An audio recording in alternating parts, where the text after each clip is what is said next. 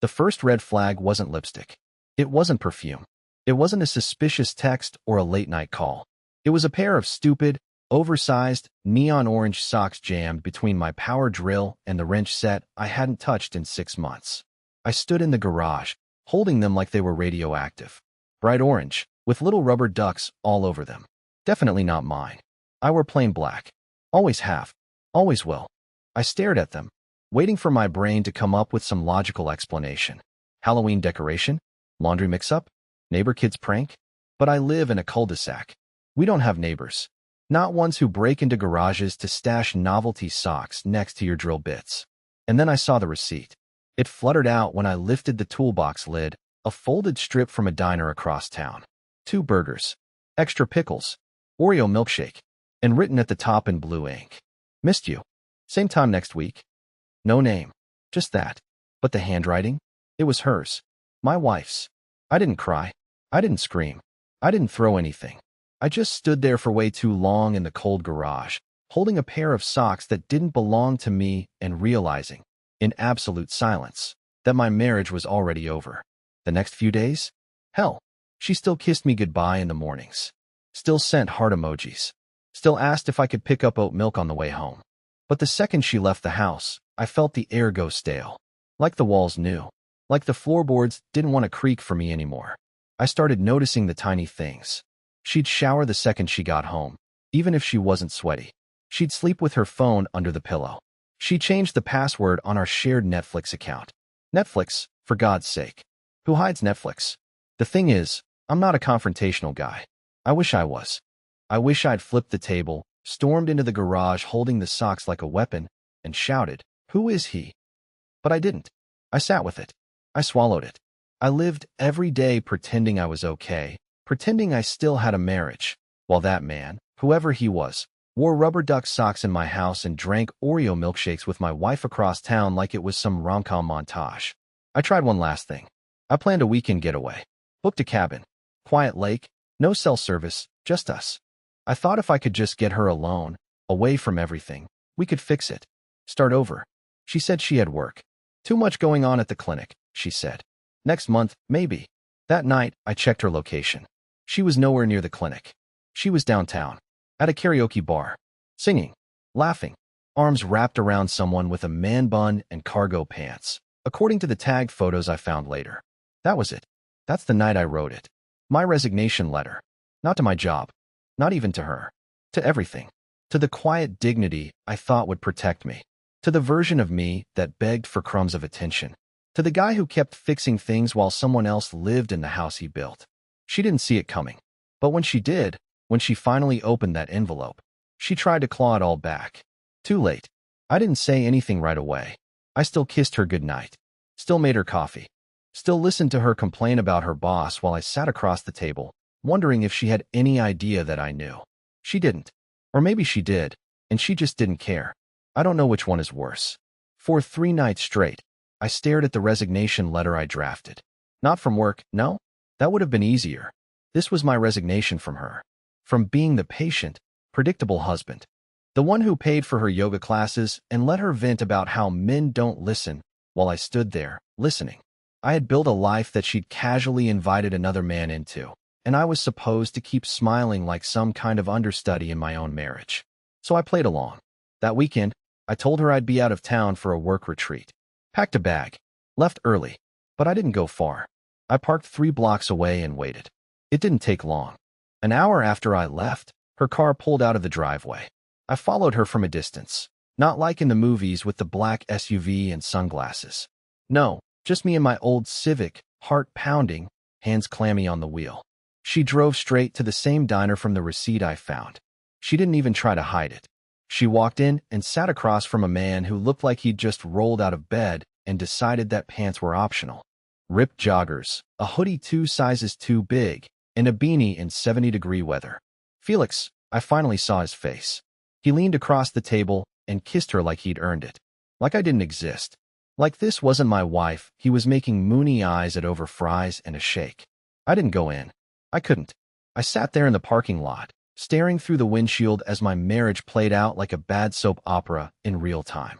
And still, I didn't scream. Still, I didn't confront her. I just left. When I came back home Sunday night, she was already there. She was in bed, pretending to be half asleep, scrolling on her phone. I stood in the doorway for a long time, just watching her. I think part of me hoped she'd feel it, the weight of my eyes, the quiet before the storm. But she never looked up. The next morning, I left the envelope on the kitchen table. Plain white. Her name in blue ink. I went to work like usual.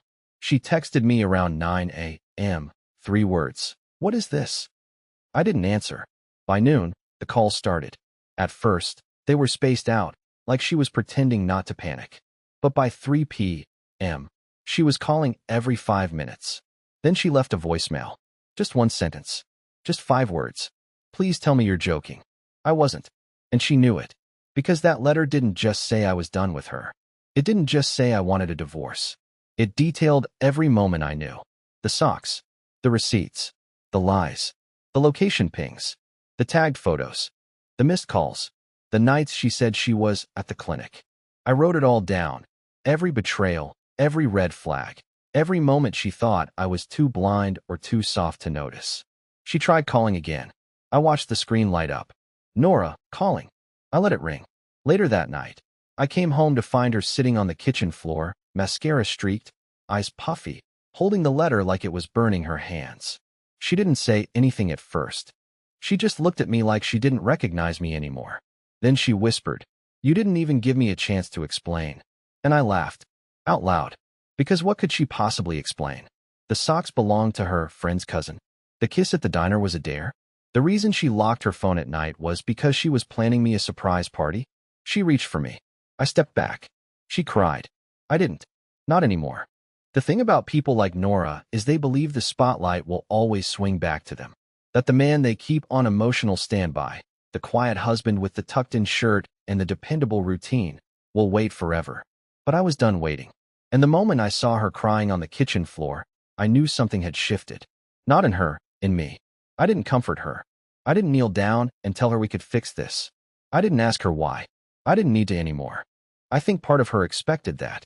Like she was waiting for my hands to tremble, for my voice to crack, for me to break down and say, "Please, just tell me it didn't mean anything." But I didn't give her that satisfaction. I just walked past her, stepped over her purse like it was debris, and went to the bedroom. She followed me. Of course she did. She started talking, fast, panicked, stumbling over herself. She said it was just flirting at first, that Felix was a mistake, that she was emotionally vulnerable, and didn't know why she kept letting it happen. She said I'd been distant and overworked and unavailable. Funny how I was never unavailable when she needed rent paid or tires changed or a ride to the airport at 5 a.m. I sat on the edge of the bed while she threw words at me like darts, hoping one would stick, hoping one would trigger the old me. The version that forgave too easily, that begged for scraps of affection just to keep the peace. But I stayed silent. That silence scared her more than anything I could have said. She started crying harder, pacing, pulling at her sleeves like she didn't know where to put her hands. She said, "We can fix this. We can go to therapy. Just please don't leave." And then she said the line that made my blood turn to ice. "If you leave now, you'll regret it later." That wasn't desperation. That was a threat. She realized it the second it came out. Her face changed. She tried to walk it back, said she didn't mean it, that she was scared and saying anything to make me stay. But the damage was done. I stood up, grabbed my overnight bag from the closet, the one she didn't even notice I'd packed 2 days earlier, and I told her flatly, "You already made your choice. Now I'm making mine." I left. Not just the house. I left everything. I didn't go to a friend's place. I didn't check into a hotel. I drove for hours. Past state lines. Past the places that reminded me of us.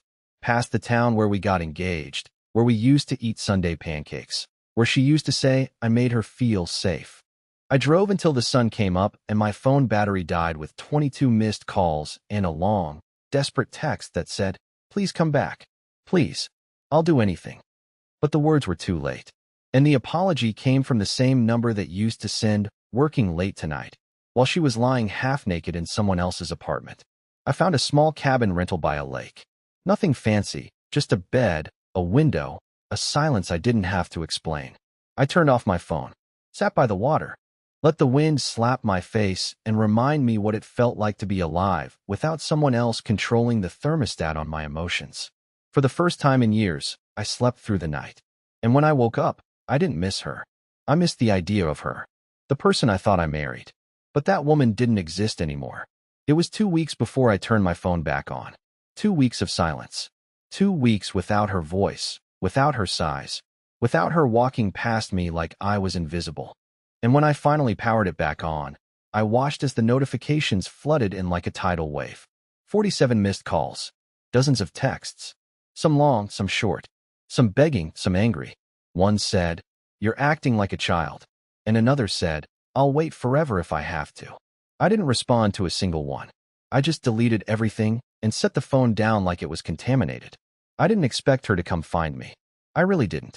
I thought the silence would scare her off, maybe even give her time to move on with her backup plan, Mr. Beanie Socks and diner kisses.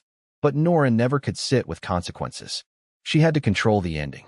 She had to twist the story so that even if she lost, she got to narrate it. So when she showed up at my office, wearing the same blouse she used to wear on our good date nights, I wasn't surprised. But the people around me were. My coworkers didn't even know I was married. That's how private I'd become over the years. I never brought her to company events. Never posted her on social media.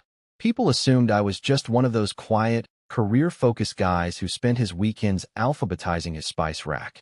So when a woman marched in during my lunch hour, tears in her eyes, and asked the front desk to see my husband, half the floor stood up like it was a reality show playing out live.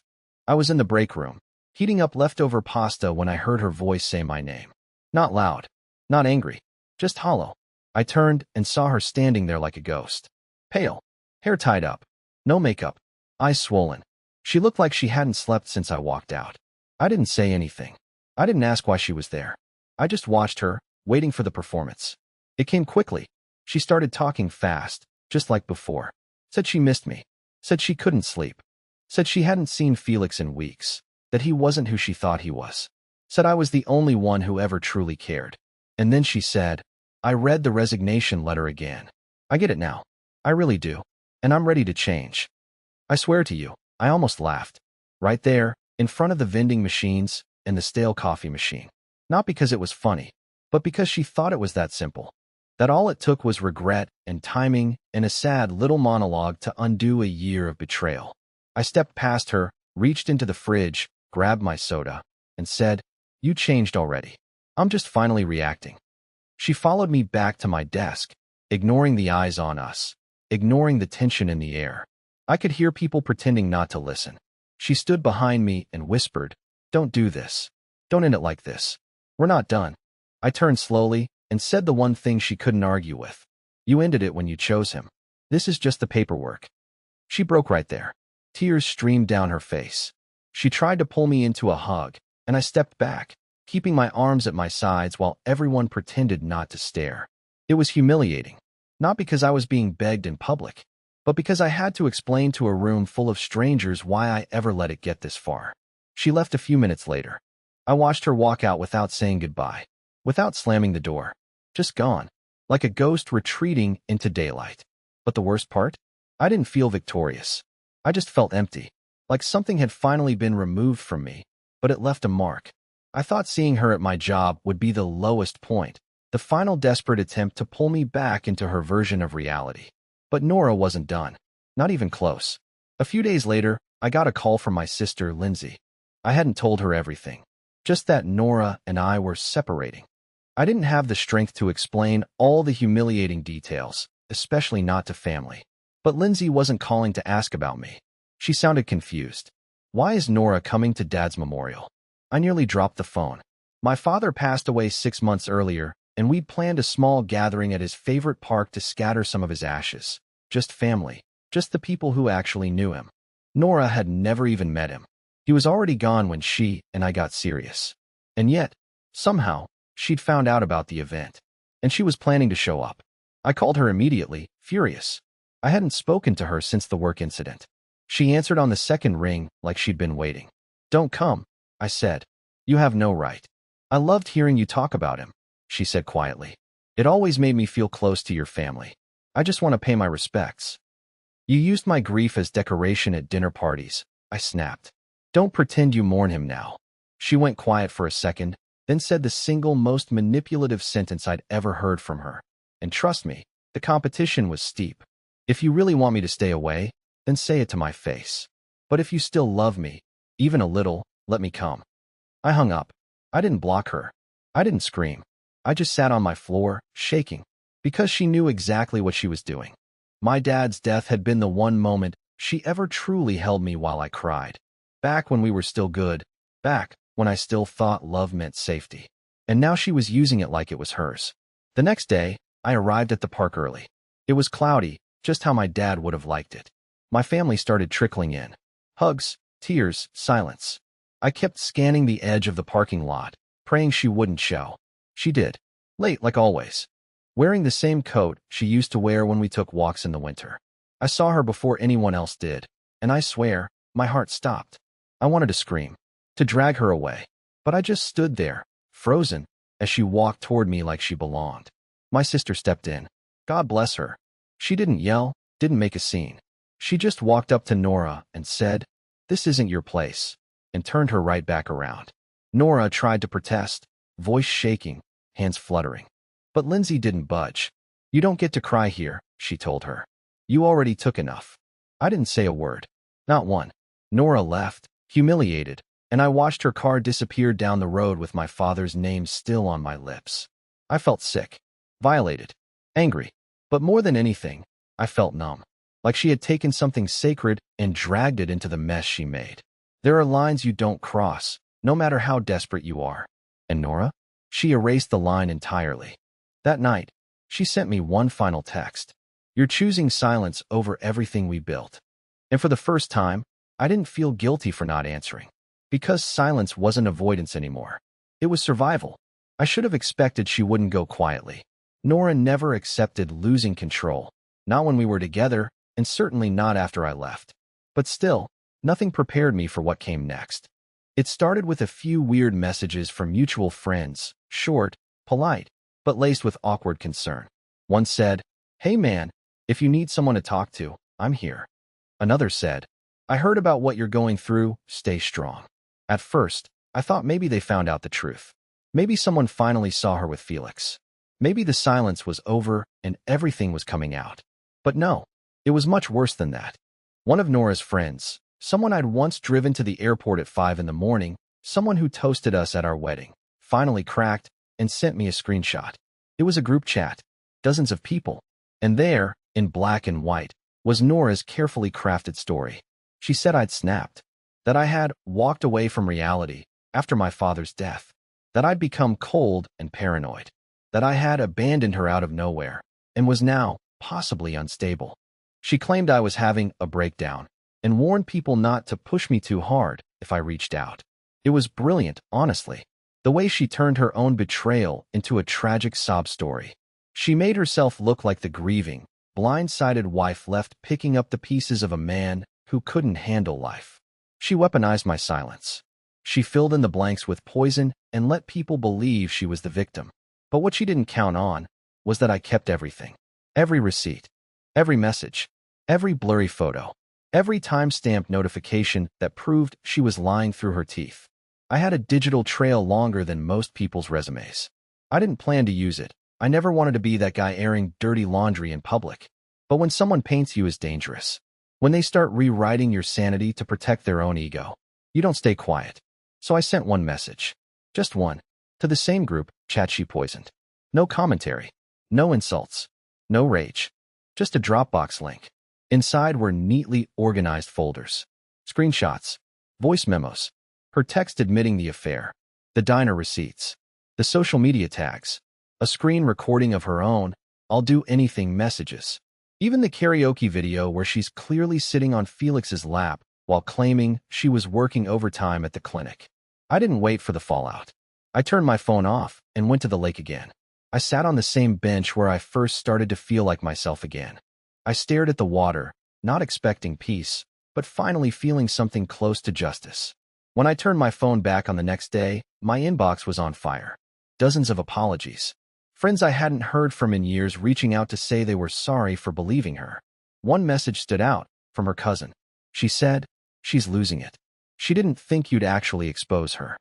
Good, because I didn't want revenge. I wanted truth. But what I didn't realize was that Nora still had one more thing up her sleeve, something darker, something messier, something that wouldn't just damage reputations, but threaten what was left of my peace. And she was already setting it in motion. I thought I was finally ahead of it. After I dropped the truth in that group chat, the silence around me felt cleaner. Not empty, just clear. No more explaining. No more doubting myself. People who mattered knew the truth. I could finally breathe again without wondering what version of me she'd rewritten in someone else's inbox. But Nora didn't want peace. She wanted control. And when she couldn't own the narrative anymore, she did what terrified men do when they're cornered. Except she wasn't a man. She was my ex-wife. And she was smarter than I ever gave her credit for. I found out the same way most people do. A knock at the door, too early in the morning, with a folded piece of paper and a uniformed officer avoiding eye contact. I opened it. Temporary restraining order. My name. Her signature. A claim that I had become unstable, harassing, and emotionally threatening. That I was showing up at her work. That I was stalking her social media. That I'd been tracking her phone without permission. None of it was true. Not one line. But in that moment, reading those lies stacked like bricks on a courthouse form, I realized exactly what she was trying to do. She was setting the stage. She knew she couldn't win with the truth, so she was trying to rig the system with fear. She wanted to turn me into the villain so she could walk away clean, not just in front of her friends, but in the eyes of the law. And if that meant painting me as dangerous, obsessive, or even violent, she'd do it. Without blinking. But the part that truly gutted me wasn't the accusation. It was the fact that she filed it the same week she tried to get me back. After the office visit. After the crying at the memorial. After the "I'll change" messages. She had one foot in the doorway, whispering apologies, while the other was already pressing charges. I called my lawyer, panicked. I sent him everything. The texts. The emails. The timelines. I remember pacing in my living room like a prisoner, heart racing, palms sweating, wondering if I was about to be arrested for being cheated on. My lawyer was calm, methodical. He said, "She's not trying to win a case. She's trying to make you flinch." And she nearly did. Because for the first time since this entire thing started, I genuinely felt afraid. Not for my safety, for my future, for my name, for the version of me that still had dignity and a clean record and a job where people respected me. What if her lies stuck? What if this was just the beginning of a legal nightmare designed to drain me until I gave up? I didn't eat for 3 days. Didn't sleep more than a few hours. I went to court to respond to the temporary order. I sat there alone in a suit that didn't fit me anymore. I'd lost weight, and everything I wore hung off me like I'd shrunk overnight. Nora didn't show up in person. She appeared on video, looking soft-spoken, fragile, like the kind of person you instinctively protect. The judge read both sides, and then asked a single question that cracked everything wide open. "Ma'am, you say you feared for your safety.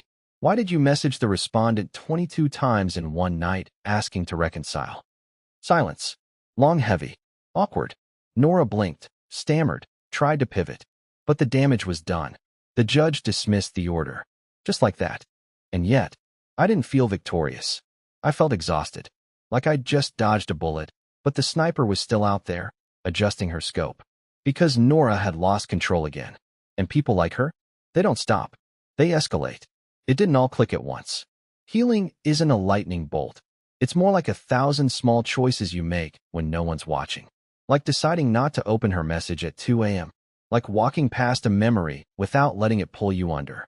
Like breathing, deep, steady, full, after months of holding your chest tight like your own lungs didn't belong to you anymore. After the restraining order hearing, I cut the last threads. I changed my number. Blocked every mutual friend who played both sides.